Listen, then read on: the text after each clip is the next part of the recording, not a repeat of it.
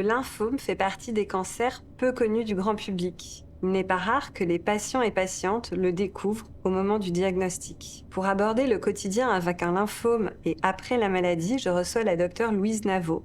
Elle est onco-hématologue à la clinique Ambroise Paré à Neuilly. Bonjour docteur Louise Naveau. Bonjour.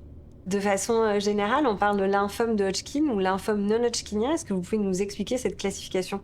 Oui, c'est une bonne question parce qu'en fait, c'est une classification qui est, très ancienne, qu'on a gardée un peu par, habitude, mais ça date d'une époque où, en gros, on n'avait que le microscope pour faire la différence entre, les lymphomes. L'idée de faire la différence entre certains lymphomes, c'est de pouvoir faire le traitement le plus adapté possible parce qu'il existe, des centaines de lymphomes différents. Et donc, à une époque, la principale différence qu'on avait, c'était quand on regardait au microscope, on voyait des cellules à un aspect très particulier. Monsieur Hodgkin, c'est celui qui a décrit ces cellules-là. Et donc, il disait, bah, c'est marrant, il y a des lymphomes qui présentent tous cette cellule-là. Et donc, on les a appelés du coup les lymphomes de Hodgkin. Et après, il y a d'autres lymphomes qui n'ont pas cette cellule-là. Donc, on les a séparés comme ça. Mais au final, ça n'a plus tellement de sens maintenant. Maintenant, il y a des classifications qui sont faites par l'OMS et qui sont récentes. Il y a une dernière qui date de 2022 ou 2023. Et donc, on classe plutôt les lymphomes en lymphome B, lymphome T. Et ensuite, en fonction de chaque sous-type de cellule de l'immunité qui est altérée dans le cancer, on est beaucoup plus précis maintenant que le simple microscope. On a l'analyse immunohistochimique pour regarder quel marqueur la cellule exprime à sa surface. On a l'analyse au niveau des chromosomes de la cellule tumorale, qui permet aussi de voir quelle altération chromosomique et puis de classer. Et puis, on a maintenant même la biologie moléculaire qui permet de nous dire, ah bah tiens, telle cellule présente une mutation sur tel gène. Et donc, ça va aller dans ce type de lymphome. Donc, maintenant, on va beaucoup plus loin dans la description des cellules tumorales. Donc, cette classification-là, elle existe, elle est encore employée, mais finalement, elle est obsolète.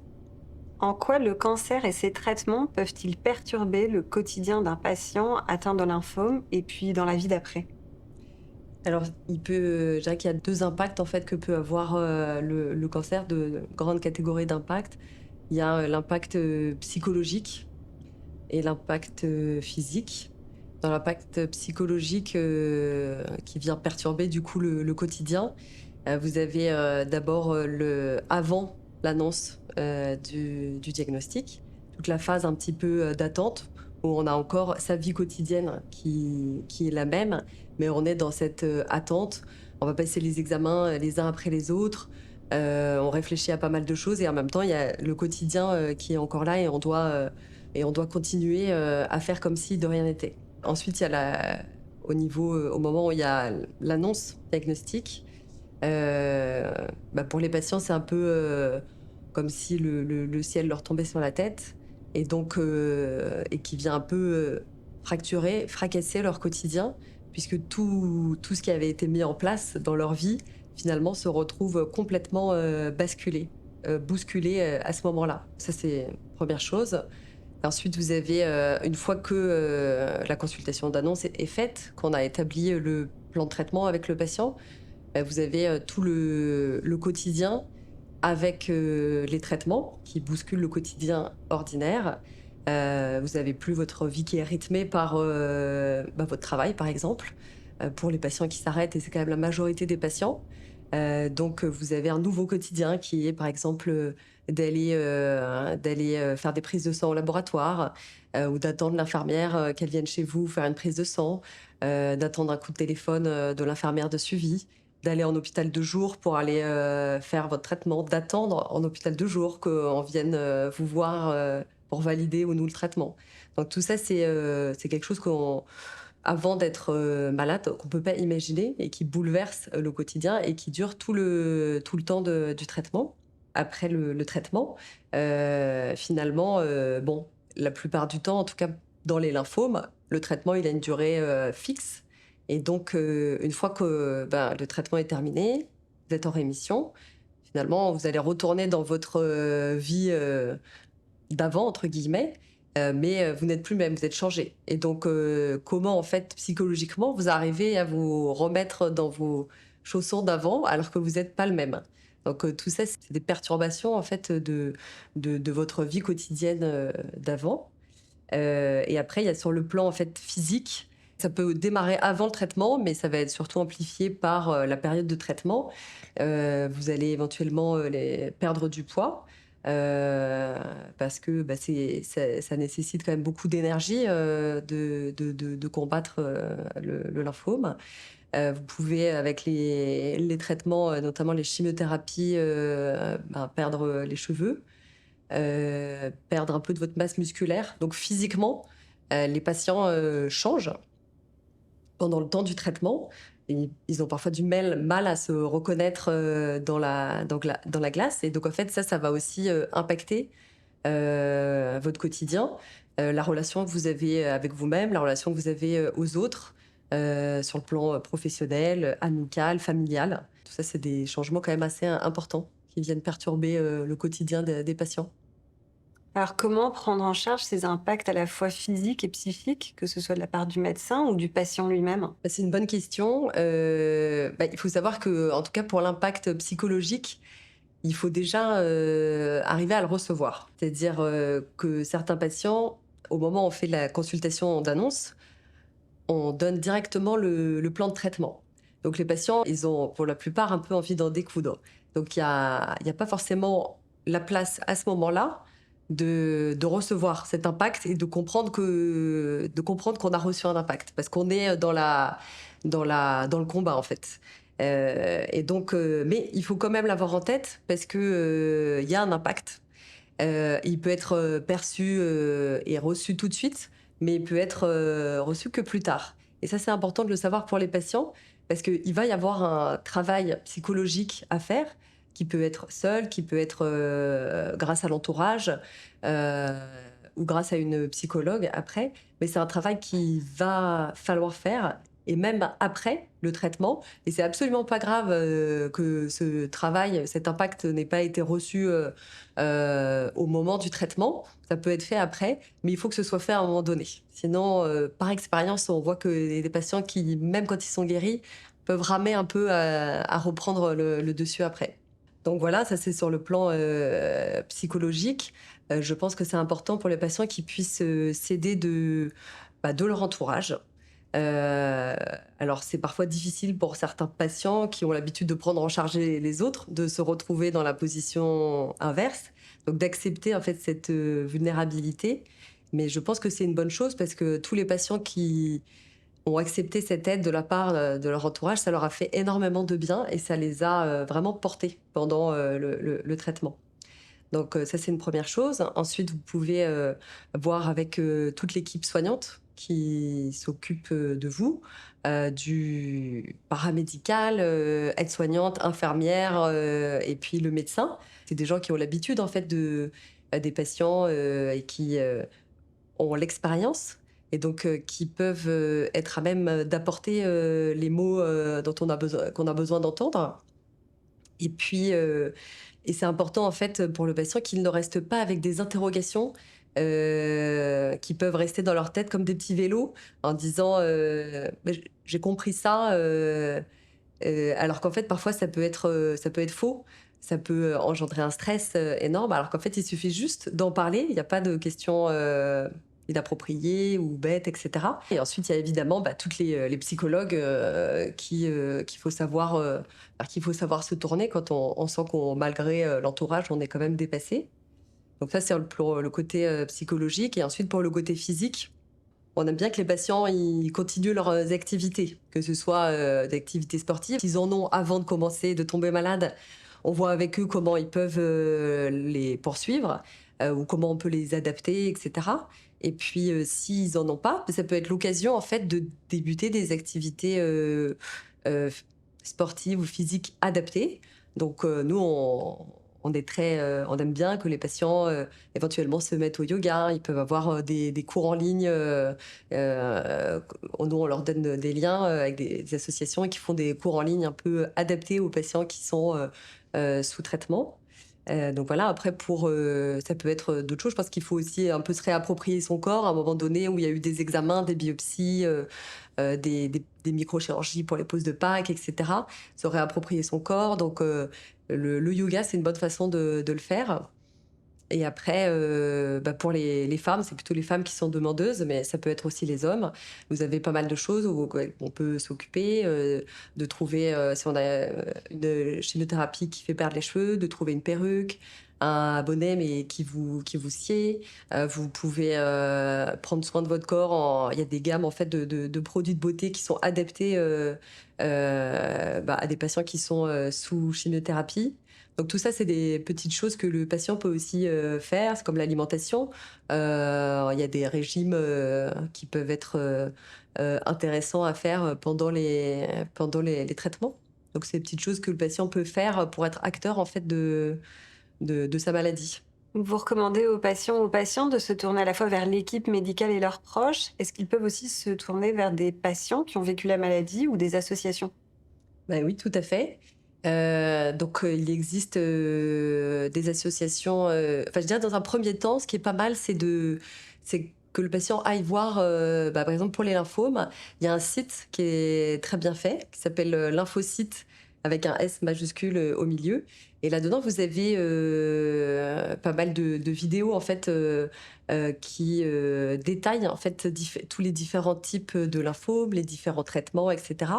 Donc une fois que le patient il s'est bien renseigné sur sa pathologie, ensuite ça peut être très intéressant pour lui de se tourner vers des associations de patients. Donc une association connue dans les lymphomes, c'est ELAI, E2LYE. Donc c'est une association de patients qui existe depuis près d'une quinzaine d'années.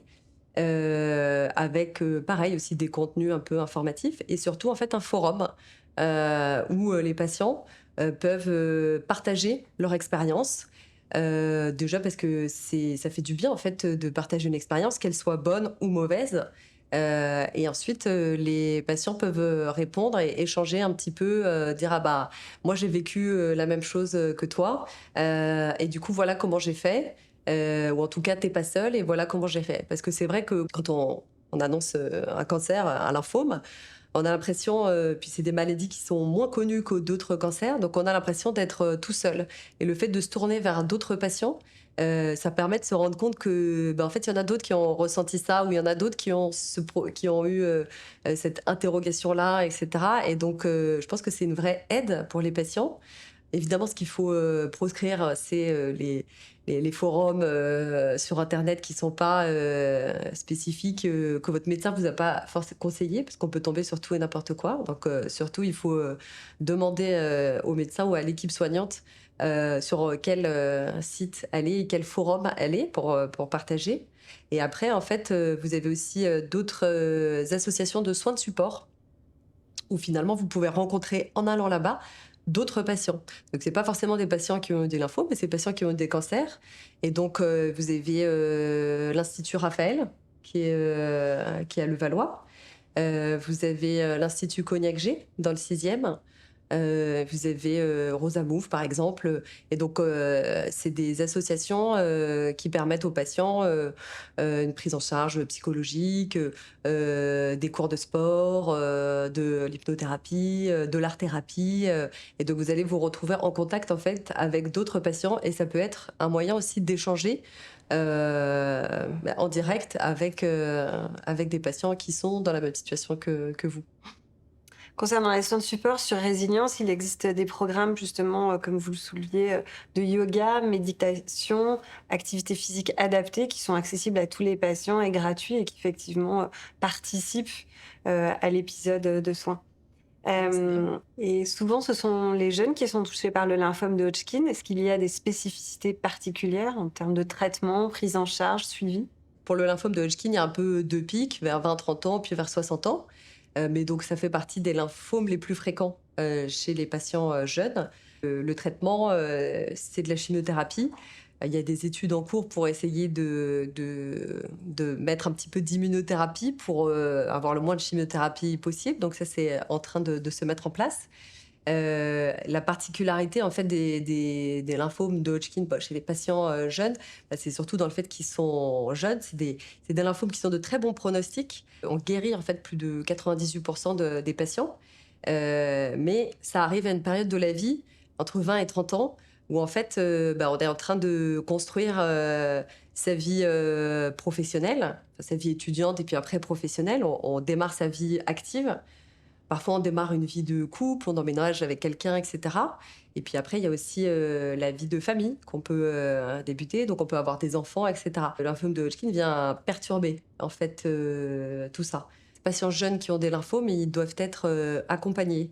Donc, sur le plan professionnel, c'est des patients à qui on conseille d'aller revoir le médecin du travail à la fac, aller voir un peu comment ils peuvent aménager leurs horaires tout en poursuivant leurs études, ou au retour du travail, comment on peut aménager leur poste, au moins pendant un certain temps. Sur le plan de la vie de couple, je dirais que de partager les informations avec, voir justement dans les forums comment les gens font, parce que d'exposer sa vulnérabilité à son conjoint, c'est pas forcément quelque chose d'évident et de facile. Donc voir un peu comment les autres ont fait, ça peut être une aide. Et puis sur le plan de la vie de famille, ça c'est vraiment encore plus délicat. Et je pense qu'à ce moment-là, quand c'est des patients qui ont des jeunes enfants, des enfants petits ou même des adolescents, c'est bien qu'ils soient accompagnés par une psychologue qui ait l'habitude en fait de faire des annonces à des enfants. Parce qu'en fait, parfois, le patient, il peut être complètement bloqué et vouloir ne pas en parler à les enfants pour les ménager. Mais finalement, on se rend compte que la plupart du temps, c'est pas forcément la bonne solution. Et ce blocage, il peut être lié uniquement parce que le patient ne sait pas quels mots employer, quel vocabulaire employer, quoi dire exactement, jusqu'où aller à ses enfants. Donc, moi, je recommande vivement aux patients de se faire aider parce que c'est pas du tout. On est parents, mais c'est pas du tout quelque chose d'inné de discuter de ces problématiques-là avec ses enfants. Certains lymphomes peuvent être reconnus comme maladies professionnelles. Est-ce que vous pouvez nous éclairer?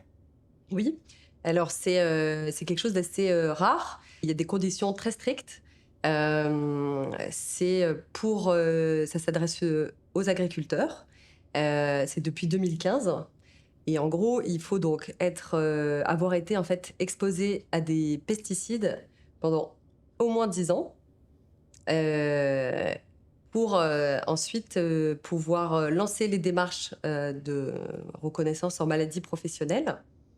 Euh, Ça permet en fait une prise en charge à 100%, avec aucune avance de frais. Et puis ça permet surtout en fait une indemnité en plus. Voilà. Mais la plupart des lymphomes ne sont pas sont rarement liés à une exposition par l'environnement, notamment par les pesticides.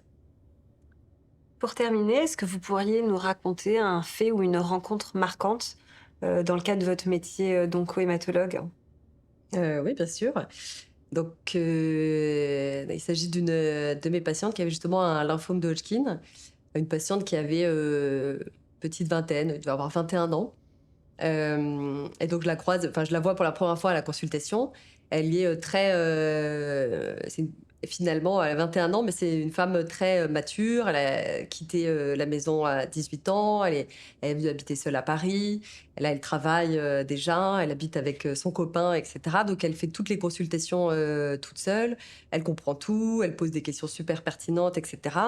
Elle manque beaucoup de courage. Donc, pour nous, médecins, c'est assez fascinant, puis assez facile, entre guillemets, pendant la consultation d'annonce, tout le traitement, etc. Tout se passe extrêmement bien. Et puis, donc, le traitement se termine, elle est en rémission. Et puis là, je la vois, du coup, tous les 3 mois pour le suivi. Au fur et à mesure des consultations, je vois que même si elle est en rémission, elle va pas bien. Elle commence un peu à plonger psychologiquement. Elle n'arrive pas à reprendre le travail. Elle n'arrive pas à ressortir. Elle a plein de symptômes divers et variés qui n'ont pas de substrat physique. Je lui avais déjà proposé à plusieurs reprises d'aller voir une psychologue et puis elle voulait pas. Donc le temps passe et je me dis: «Mais mince, on l'a mis en rémission, de son lymphome, mais là, elle va pas bien». Et donc du coup, j'appelle les infirmières de suivi et on se met à plusieurs pour, essayer de l'appeler, de lui proposer, différentes, stratégies, bah, typiquement du yoga, de l'acupuncture, une psychologue, on lui donne des contacts et cetera et en fait, on l'a pas lâché. On l'a pas lâché, on l'a appelé et cetera. Elle a vu une psychologue, ça n'a pas marché, mais on a quand même dit: «Si, il faut continuer, il y a pas de raison que vous en sortiez pas. Tous les patients finissent par s'en sortir, mais parfois ça demande du temps».